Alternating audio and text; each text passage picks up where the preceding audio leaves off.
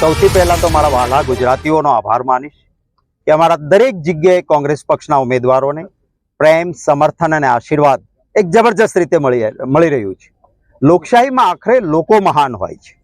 ભારતીય જનતા પાર્ટીને સત્તા વારંવાર મળી એટલે એવું માનવા માંડ્યા અહંકારથી કે લોકો તો અમારા ખિસ્સામાં છે, 5 લાખથી જીતી જઈશું. આ લોકશાહીમાં લોકોનું અપમાન છે અને આનો જવાબ એ ગુજરાતની જનતા આપી રહી છે. જનતાના પ્રેમ, આશીર્વાદ અને સમર્થન અમારા સાથે છે. ગેરંટીઓની વાતો કરે છે તો તમામ પ્રકારે ફેલ રહ્યા છે. રોજગાર હોય, ખેડૂતોની આવક બમણી કરવાની વાત હોય, કાળું ધન પાછું લાવીને 15 લાખ આપવાની વાત, જે પણ વાતો કરી હતી તો બધા જુમલા સાબિત થયા છે.